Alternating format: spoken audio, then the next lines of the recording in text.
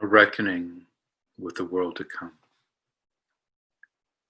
Once a great teacher was asked by a student, how do we treat the other? And that teacher responded, there is no other.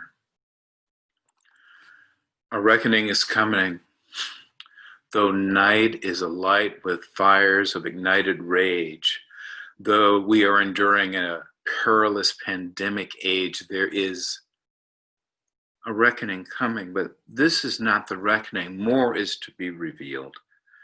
In the light of the day aftermath of the ashes to ashes and dust to dust, we will begin to discuss what we burned down to the ground.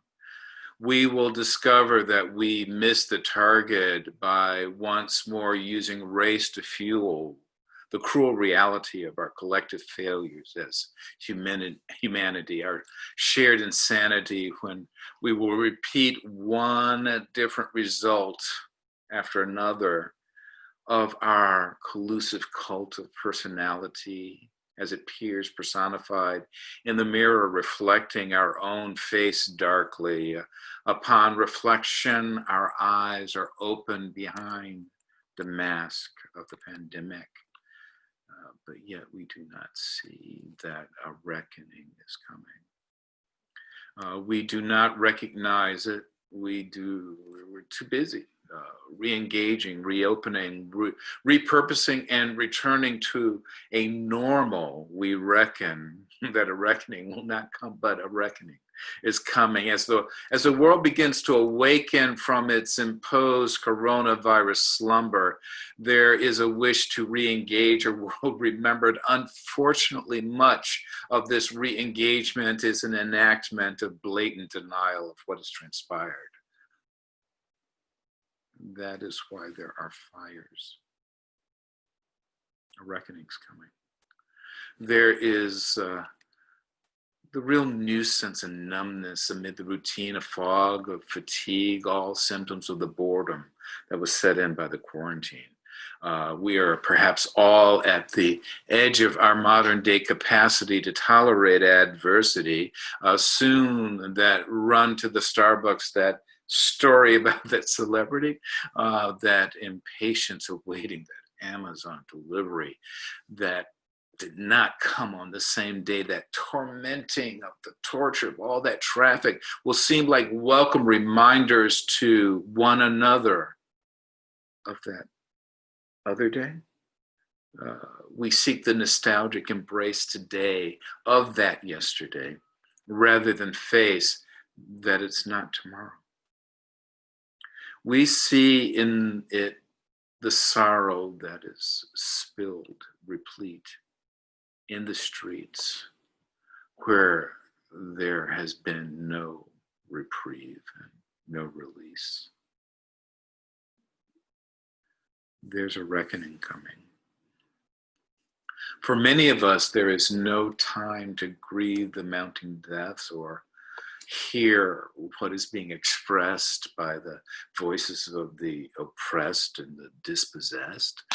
There's no time now to know what we already know. Time enough was spent on matters made inside when we could not go outside.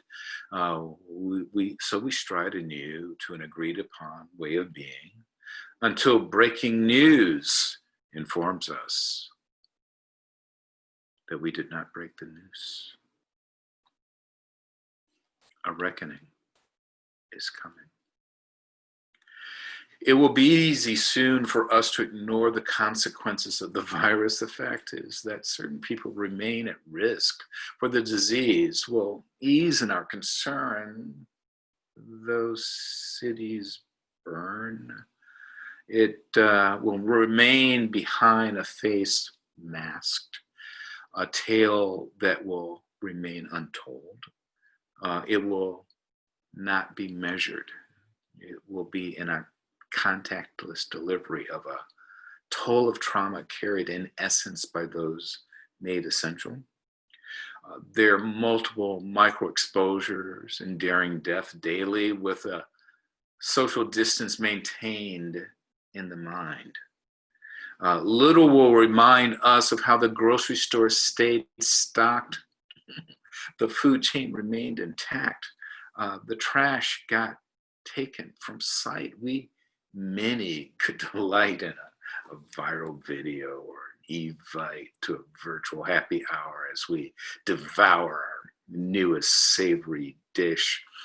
We wish the first responders, the people of color, the factory workers, the meat packers, the immigrants, the prisoners, the elderly, those with underlying conditions.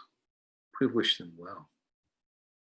We have decided that that will suffice to acknowledge their sacrifice. The vast majority of us seem to have decided that if we get this virus now, at this point, we're going to recover. We will be able to return to our lives well enough.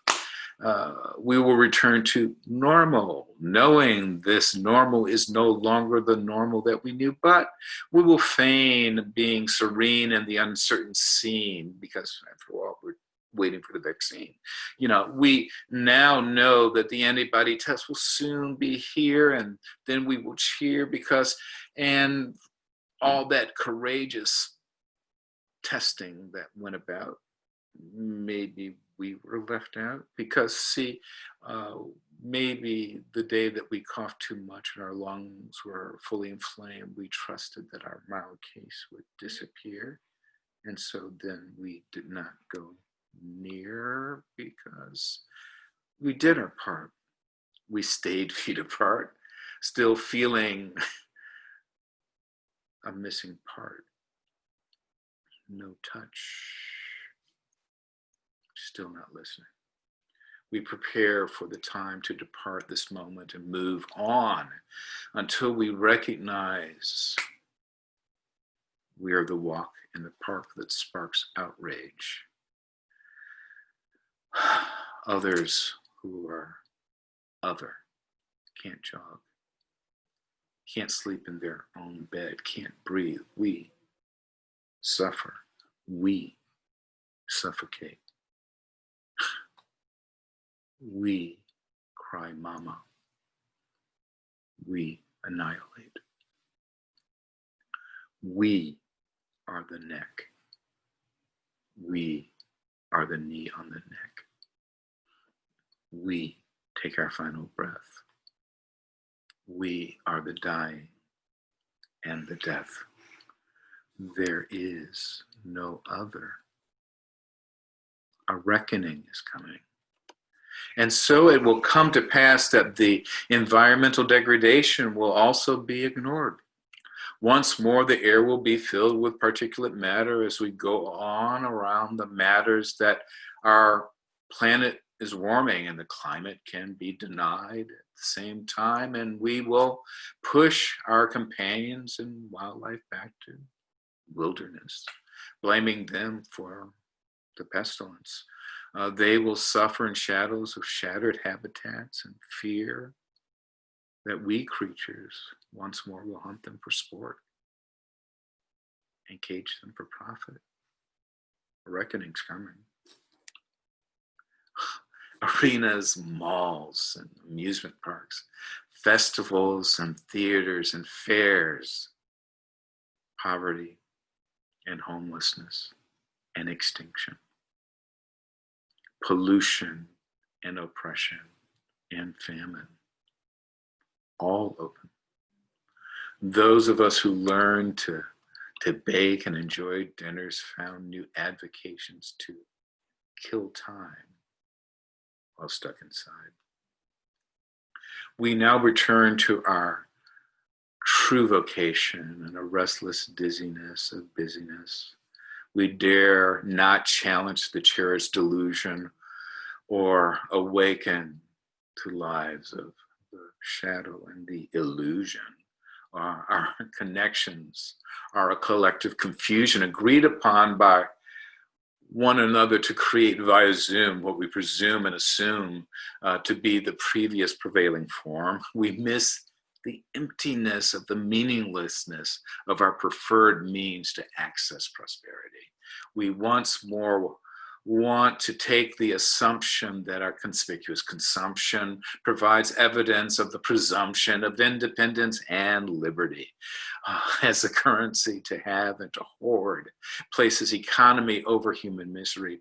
Empathy for the common good is abdicated. Holding and being held are felled, leaving fallow the good news that was understood. We awaken to death at the hands of agents of the state that negate that lives matter, leaving the declaration and the proclamation in tatters. A reckoning is coming. We do not learn. We did not learn the fullness of our lesson. We grew weary of the race before we crossed the finish line. We set to run the track all the way around, but somehow lost track of where we were in that ground. We got impatient halfway around that track, turned around and went home. We went back.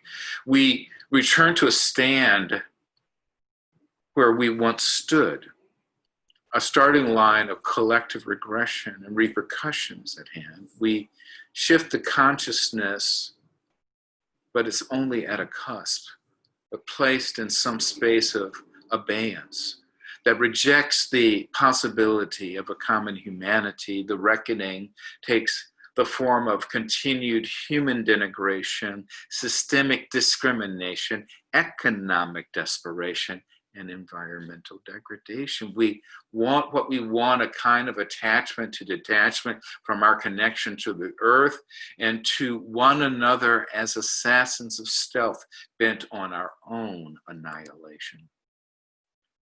While warnings of indigenous wisdom are rendered silent with willful resentment, we seize onto a complicit contentment with an agreement that leaves us as we were, including treatment of the other. We conclude and we collude to concur.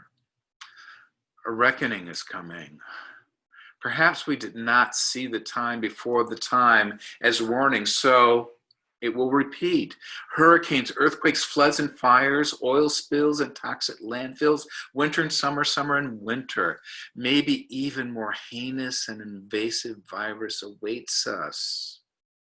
It will not be the one named Corona, but one born of a quiet contempt as we once more confuse dominion with dominance. We seem to prefer to keep intact the status quo of a morally bankrupt social contract. In doing so, we keep our pact, our coercion of subjugation. That stays on track. Stewardship becomes unbrinkmanship about absent leadership. We take the path over the knife's edge into killing the unarmed, killing and calling upon our authorities to enact our hatred, communicating that some lives really do not matter, once more creating the inevitable, inequitable enslavement of dependable, expendable life. We wash our hands of clean, sanitized as the asymptomatic, unwitting carriers of a perpetuated virus of silence as violence. We play, party, in polarities that evoke an angry inertia in social media gone mad, grabbing clickbait after clickbait to negate and palliate the denied pain and mistaking the impotence of passivism for actual advocacy and activism. A reckoning is coming. We are a fickle and proud people. We ignore what is before us to observe and learn. We acted as if eons of mass extinction could not extend to us. Our minuscule place in the cosmos of God's creation, the perspective of Carl Sagan's pale blue dot, is mostly ignored. Hubris in the face of the universe. A reckoning is coming. There is hope in the acknowledgement of our shared experience. The story of a devastating pandemic with dire economic consequence that spread to expose the sparks of fire, of rage against social injustice centuries made. There's hope when the telling of the story begins with the small ways we learn to spread the lessons of love and patience, of forgiveness, of acceptance and tolerance, of compassion. There is hope in unmasking a millennia of misdeeds to face the consequences of race and conquest that erased the mutuality in our common humanity. There is hope in recognition that we are as one planet, that we are one earth, so as to birth conditions of harmony among one another, not as other, with the planet. A co-created conception of deeper presence and interdependence, acknowledging the spirit and the source of a universal force, no longer divorced from our connection to life on our planet that gives us life and life more abundantly. There is hope if we resist the refrain of our chosen narratives, when we begin to remember for the first time that we are all the authors of a potentially very different story. We have the capacity to move beyond the greed and ease of speed of a life that moves fast to nowhere. We can author an embrace of a different place and space to create the character of who we may yet become to one another. Each of us has the opportunity to do our part, to impart that part of the story, our unique verse in the universe that is ours to transform in ourselves and in the world to come. There is hope. Let us prepare the way. Our reckoning is coming.